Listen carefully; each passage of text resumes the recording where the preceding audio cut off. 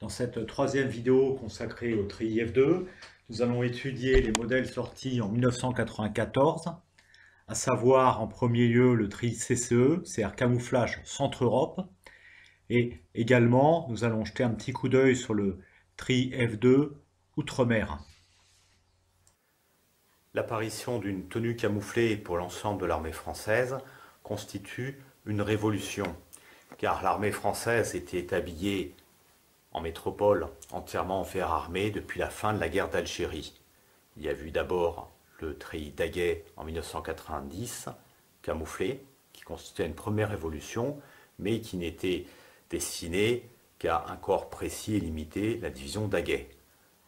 À partir de 1994 et l'apparition de la tenue F2 camouflée CCE Centre-Europe, ainsi qu'une collection d'équipements s'y rapportant, c'est toute l'armée française qui sera progressivement habillée en tenue de camouflage.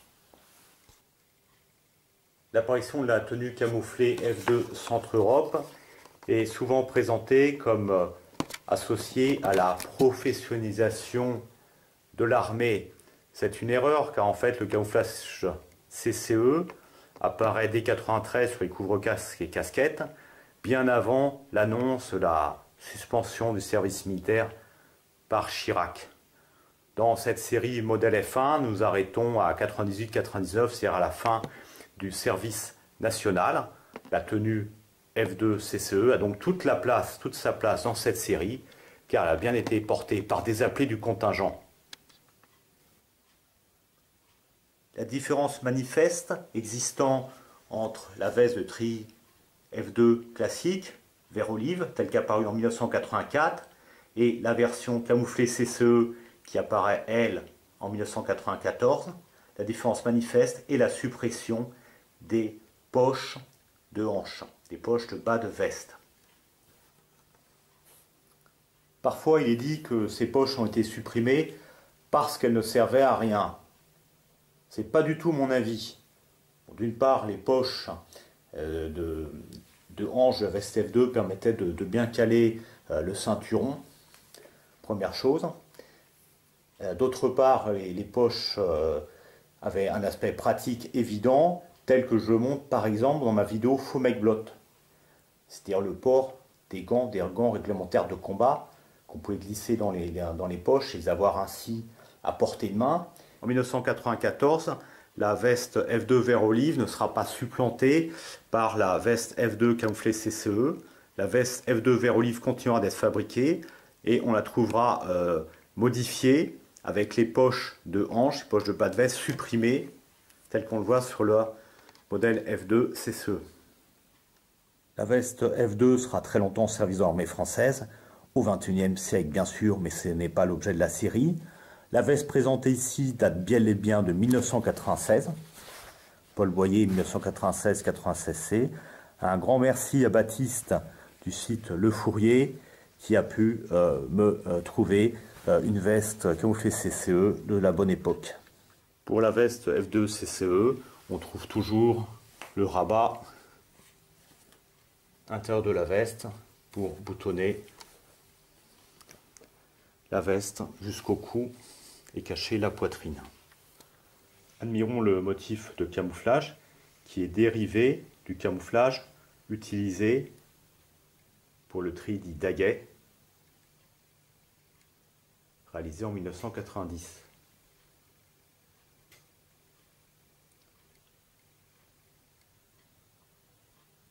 Il y aura des évolutions de cette tenue, des petites modifications mineures tout au long des décennies de son existence, puisqu'encore très récemment, la tenue F2 CCE était utilisée comme tenue de défilé. Mais encore une fois, notre série modèle F1 s'arrête avec la fin du service national, c'est-à-dire en 1999. Regard sur le motif de camouflage CCE, camouflage Centre-Europe. J'ajoute ici un pantalon F2, camouflé Centre-Europe. En revanche, celui-ci est une fabrication du XXIe siècle.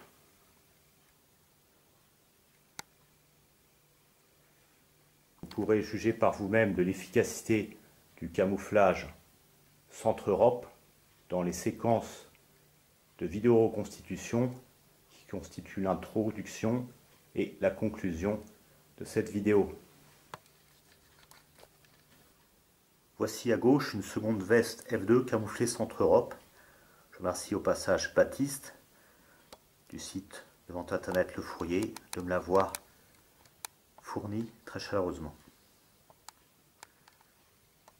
Arrêtons-nous un instant sur la spécificité de cette veste totalement authentique. Nous découvrons le fabricant FESEA, Madrid 1995. Et oui, dès 1995, on constate les ravages du mondialisme qui fait que notre armée ne sera désormais plus une armée made in France. Nos anciens ont conquis les lettres de noblesse en des pays lointains baptisés Théo. Puis d'autres sont venus pour porter sans faiblesse sur la terre africaine ton drapeau prestige. Lucius partout admiré de tes devanciers hier ne sont pas morts. Si l'ensemble de treillis, vestes et pantalons F2 apparaît en camouflage Centre-Europe en 1994, d'autres pièces d'équipement l'ont précédé dans ce tissu camouflé. Ainsi, le couvre-casque pour le casque F1 apparaît dès 1993. Nous avons ici un modèle de 1996 que je vous ai déjà présenté dans une autre vidéo, mais qui correspond donc tout à fait à l'époque modèle F1, série qui traite donc de l'armée de terre française des années 70 aux années 90. Et c'est également dès 1993 qu'apparaît la casquette TTA en version camouflée Centre-Europe. Celle-ci est datée 1995,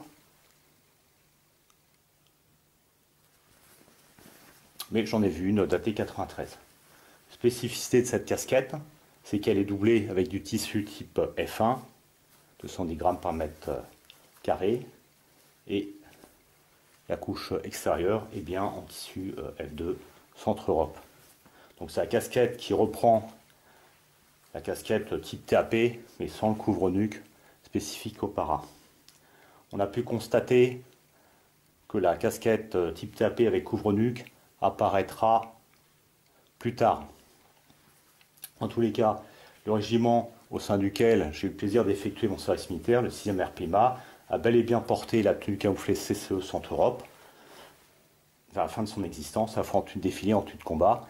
Et c'était cette casquette qui a pu être distribuée et portée par les compagnies du régiment.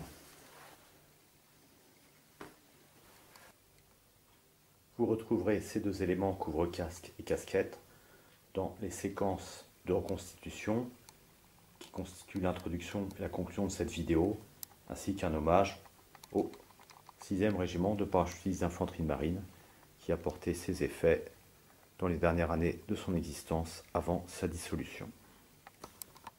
En 1994 apparaît aussi, ici à droite, la version Outre-mer du treillis F2 qui viendra remplacer l'ensemble de treillis F1 qui avait été alors recyclé dans cet usage, celui de tenue Outre-mer.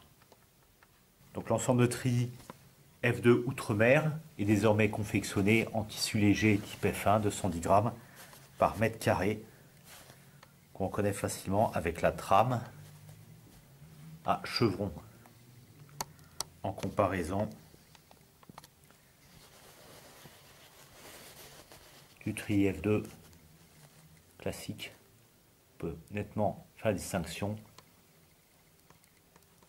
entre les deux trames de tissu. Le F2 Outre-mer ne comporte plus le rabat de veste à boutonner jusqu'à la poitrine. Autre différence qui permet de distinguer une F2 Outre-mer d'une F2 classique. Sur cet exemplaire, nous avons toujours les poches de hanche qui disparaîtront par la suite.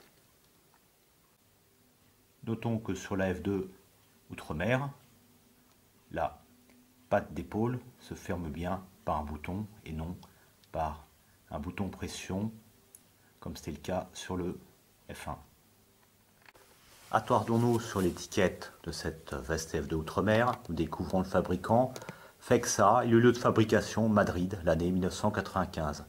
Encore une fois, c'est l'Union européenne et le mondialisme qui sont passés par là, comme si la France n'avait plus les moyens ou le savoir-faire pour habiller son armée, et devenait ainsi d'ailleurs dépendante de l'étranger. Je souhaite aussi dans cette vidéo évoquer les fabrications civiles des ensembles F2, avec ici un pantalon noir qui reprend totalement la coupe du F2 et qui est destiné au marché civil ou au marché professionnel de la sécurité. J'avais acquis ce pantalon de tri F2 noir tout simplement parce que la coupe du F2 me plaît beaucoup et que je peux m'arriver d'en porter pour mon usage personnel. Sorte d'hommage à la coupe saillante et pratique du F2. Donc des versions civiles ont été fabriquées, soit à titre de loisir ou pour le marché donc de la sécurité privée.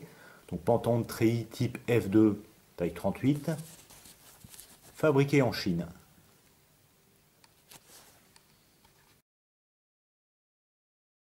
Dans la bataille ou la tempête, au refrain de malles chansons, notre âme au danger toujours prête.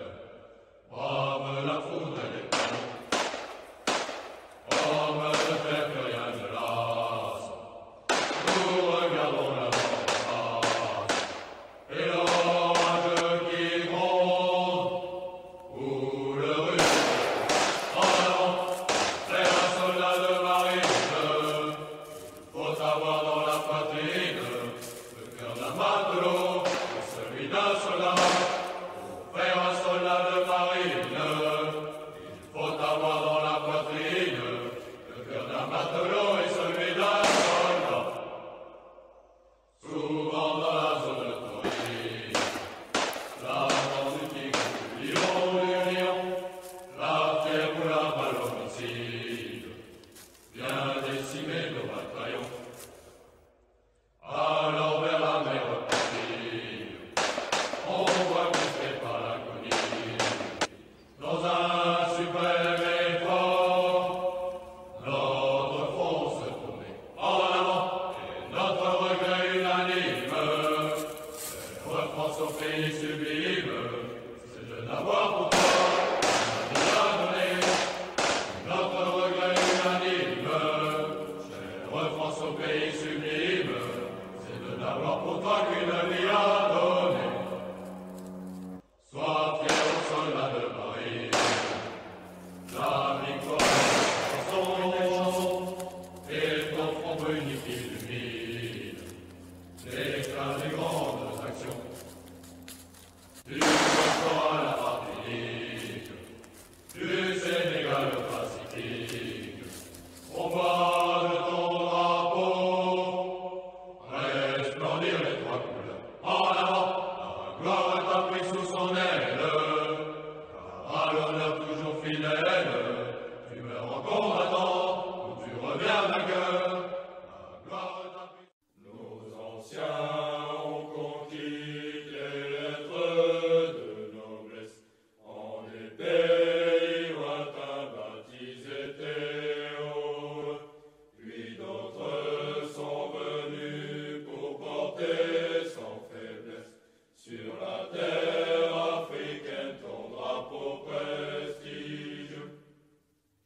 Par du Suisse partout on t'admirait quand tes devanciers hier ne sont pas morts. Par du Suisse